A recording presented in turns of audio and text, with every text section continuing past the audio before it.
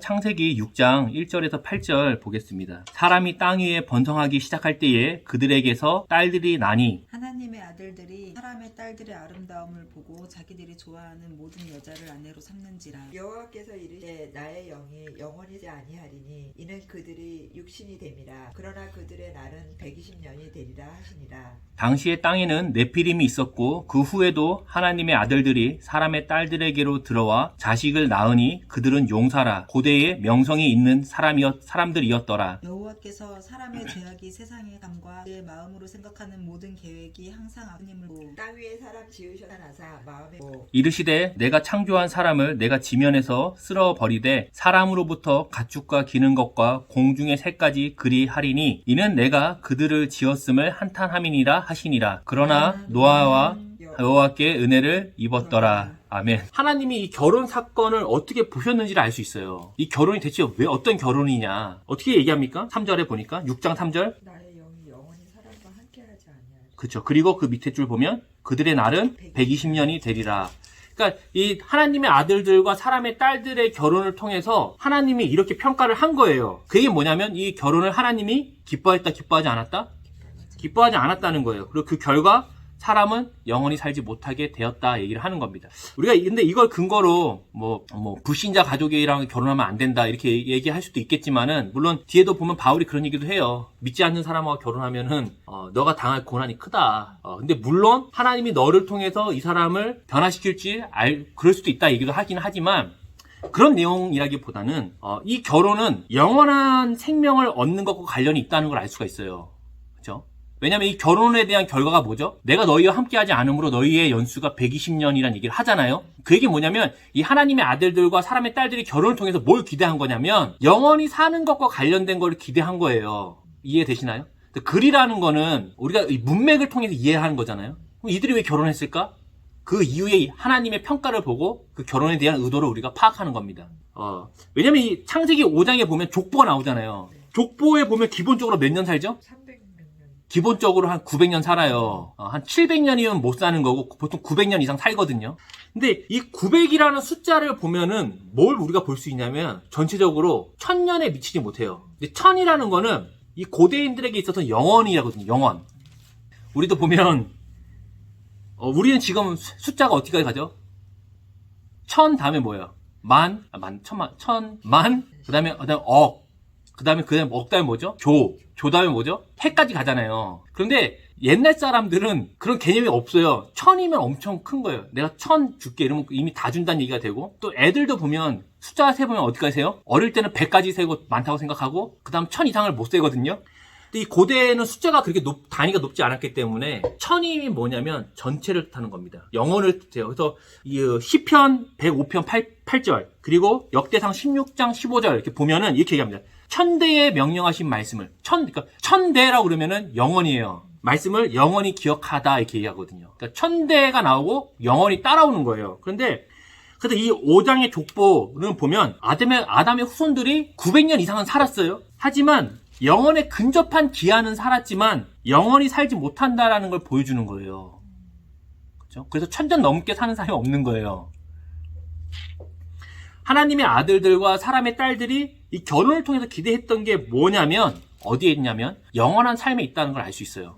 그러니까 하나님이 3절에 뭐라고 평가해요? 그 결혼을 기뻐하지 않으면서 120년으로 기한을 정해버립니다. 5장에서 하나님이 다시 새로운 씨앗, 새로운 인류를 통해서 하나님의 창조의 완성을 이뤄가시는 내용이 나오잖아요.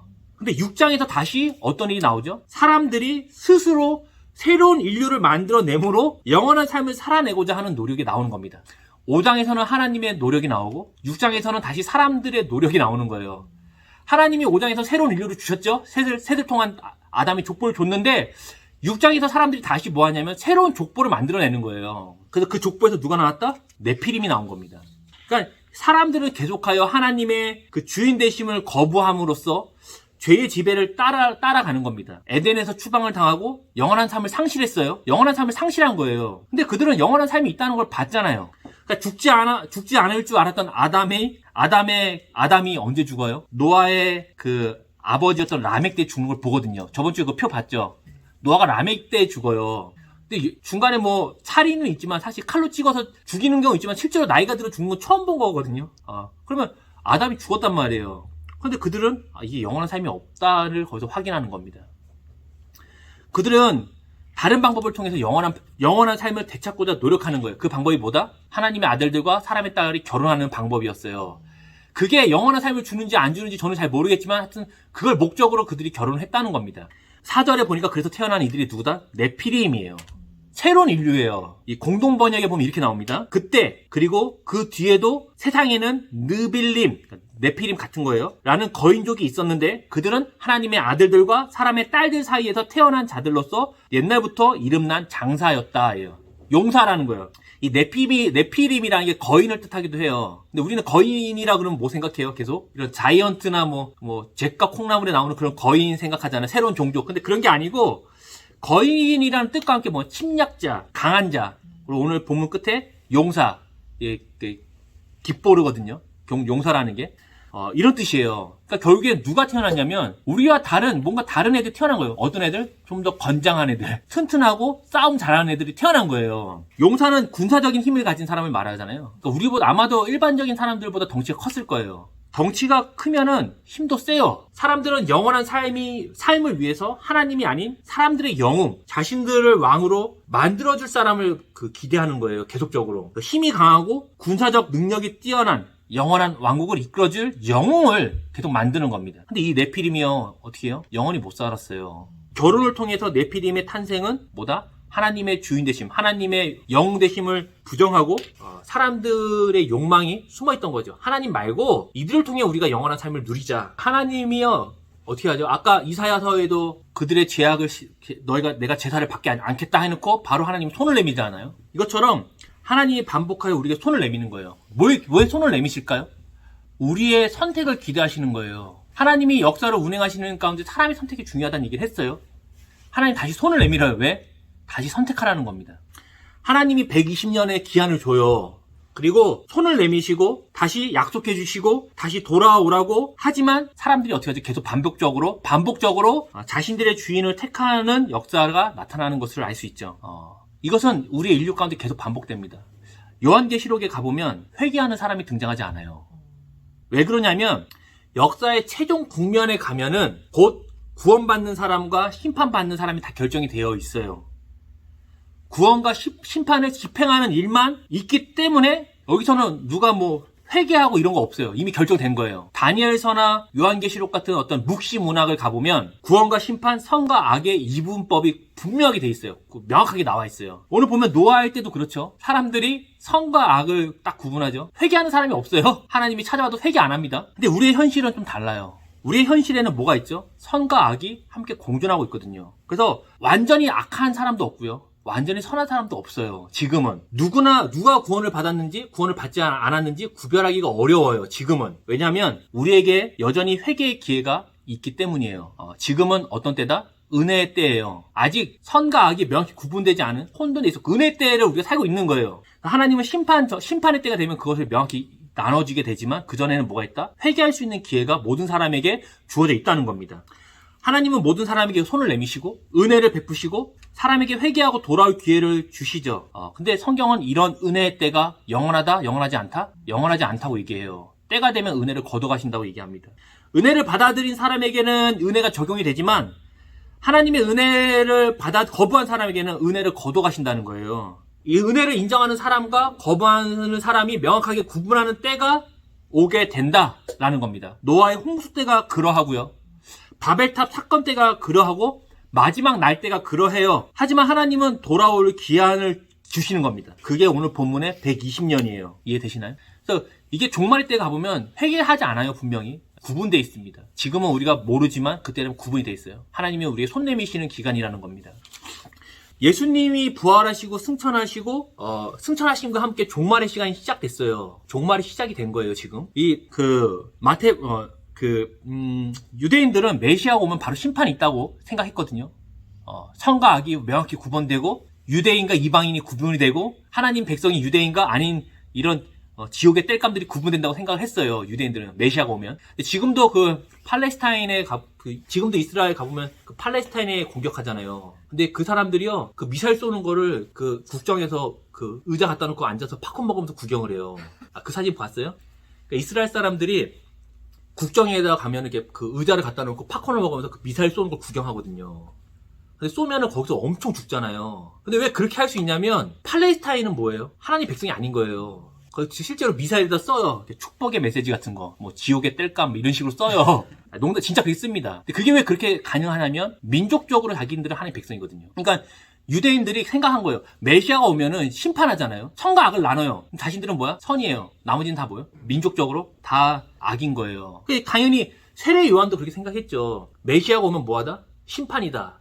그래서 마태복음 3장 1절 2절 보면 이렇게 얘기합니다. 세례 요한이 유대 광야에서 전파했어요. 뭘 전파했냐면 회개해라. 천국이 가까이 왔다. 이렇게 얘기합니다. 그리고 나서 그리고 예수님도 선포합니다. 4장 17절에 보면 이때부터 예수께서 비로소 전파하여 이르시되 회개하라. 천국이 가까이 왔다. 세례 요한하고 예수님 메시지가 똑같아요. 세례 요한이 뭘 기대했겠어요? 예수님 메시아다. 어린 양이라고 얘기했잖아요. 메시아하고 어린 양이기 때문에 이제 곧 뭐다? 심판이 싹 다 온다는 거예요. 근데 예수님이 심판을 안 해요. 왔더니 뭐예요? 하나님 나라를 선포하고 하나님 나라를 가르치고 또 병자를 치유하고 귀신을 쫓고 뭐 이런 일을 하니까 세례 요한이 뭘 하죠? 그러니까 제자들을 보내는 거예요. 제자들을 보내서 뭘 물어보죠?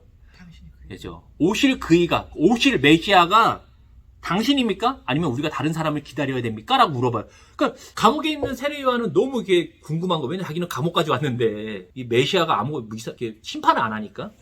근데 예수님의 오심으로 사실 종말은 시작된 겁니다. 그런데 다만 뭐가 있냐면 홍수 120년처럼 이 무드셀라의 969년의 수명의 기간처럼 회개와 회복의 시간이 지금 주어진 거예요. 은혜의 때가 주어진 겁니다. 그 기한이 있는 거예요. 그래서 심판과 구원, 악과 선의 구분으로 인한 심판이 있다는 겁니다. 예수님의 오심으로 시작됐고 예수님이 다시 이 땅에 재림하시는 그 사이가 뭐다? 우리에게 120년이에요. 그 사이에 우리는 뭐 하는 거냐면 회개하고 하나님 백성으로 거듭나고 또 그 일을 전파하고 나누는 겁니다. 근데 그 사이에도 많은 사람들이 뭐래요? 똑같아요. 관심이 없어요. 일단 우리가 먹고 사는 거가 급급해요. 그리고 자신의 주인됨을 위해 살아가요. 사실 진짜 제가 볼 때 국제기관, 유엔이나 이런 기관 없었으면은 전쟁 나죠. 옛날에 났죠 또. 지금은 연합국이니까 무서워서 안 하는 거지. 없었으면 옛날에 전쟁 났죠. 남한하고 북한하고 전쟁 났겠죠, 당연히. 북한이 왜 전쟁을 못하겠어요. 연합국이 있어서 못하는 거거든요.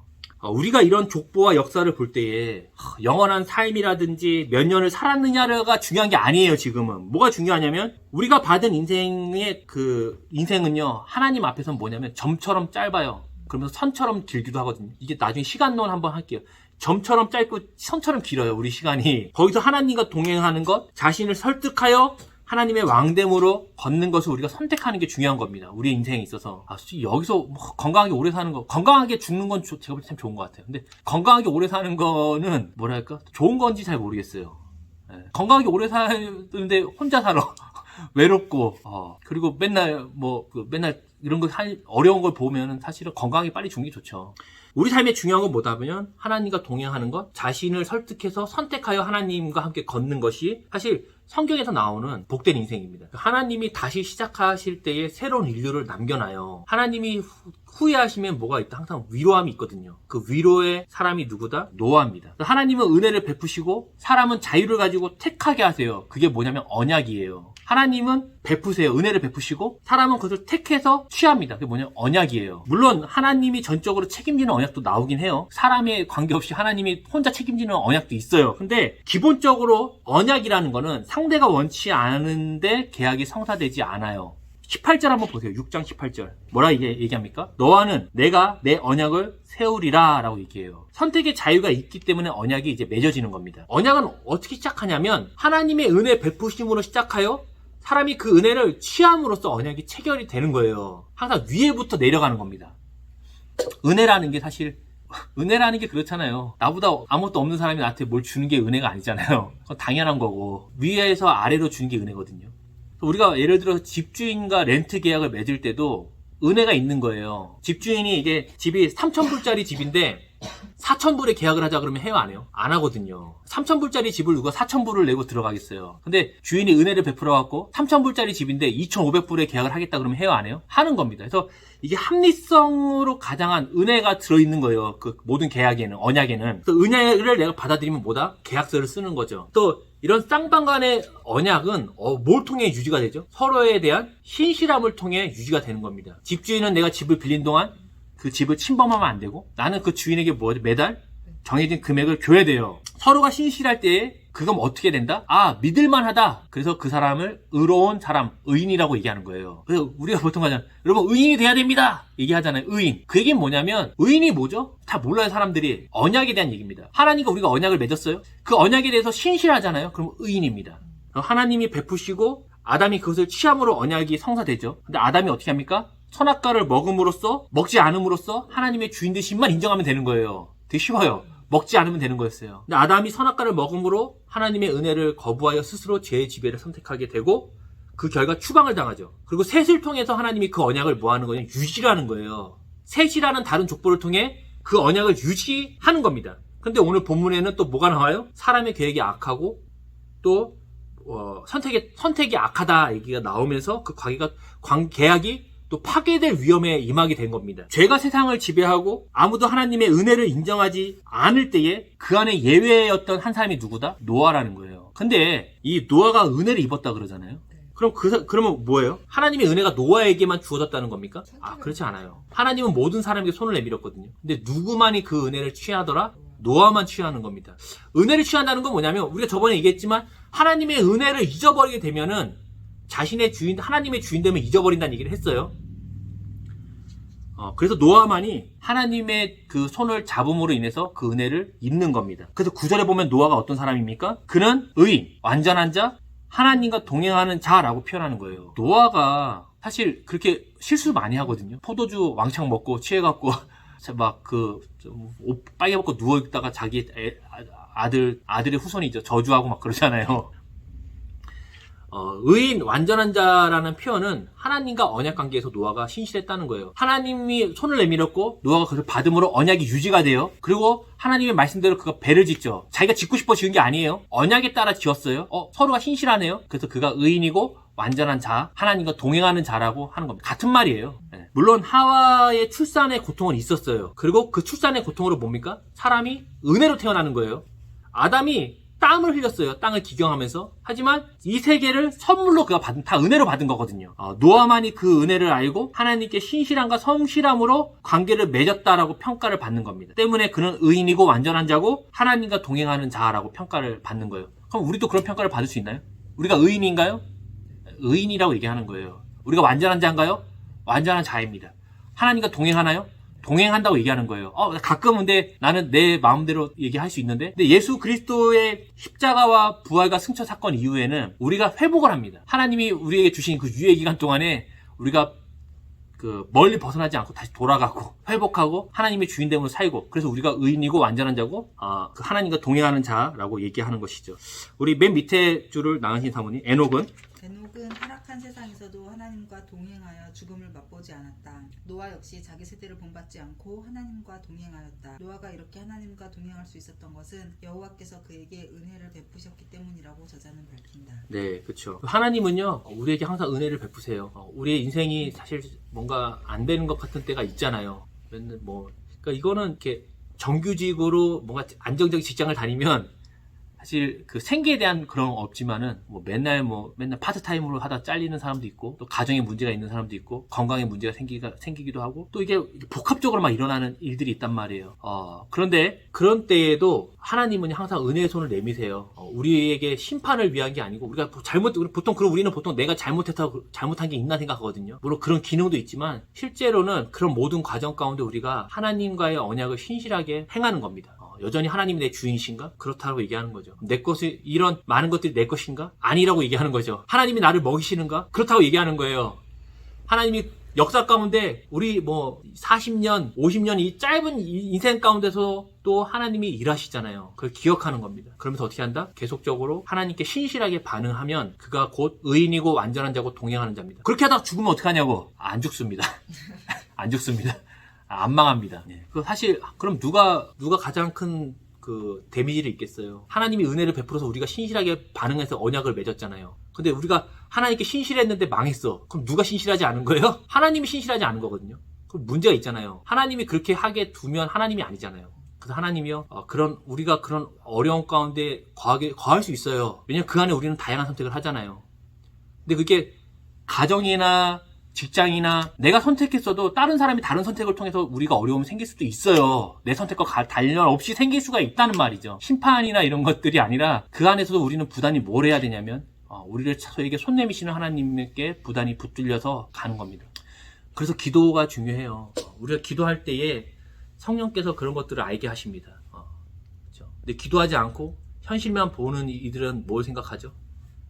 하나님이 나를 포기했다, 심판했다, 하나님이 계시냐, 이런 일들을 생각하게 되거든요. 그렇지 않다 얘기하는 겁니다. 하나님이요, 오늘 중요한 얘기는 뭐였냐면 선택입니다. 하나님은 우리에게 창조 세계를 맡기셔서 우리의 선택을 통해 흘러가게 하셔요. 근데 그 안에 하나님의 자녀들이 많아져서 하나님의 왕되심을 계속적으로 선택하는 일이 계속적으로 늘어나는 게 사실 우리의 남겨진 사명입니다. 하나님은 지금도 자기 백성을 찾으셔요. 또 우리에게 손을 내미시지만 우리를 통해서 또 다른 이에게도 손을 내미시거든요. 우리에게 맡겨진 그런 사명들을 잘 감당하시고 또 이 한 주간에 우리가 하나님의 주인 되심을 선택하는 것이 무엇인지 또 그 일을 또 선택하는 일을 포기하지 않고 또 때로는 어려움이나 낙심되는 일들이 생길 때에도 하나님의 주인 되심을 포기하지 않는 그 일을 계속적으로 선택하는 우리 바이샘 교회의 교인들이 됐으면 좋겠습니다.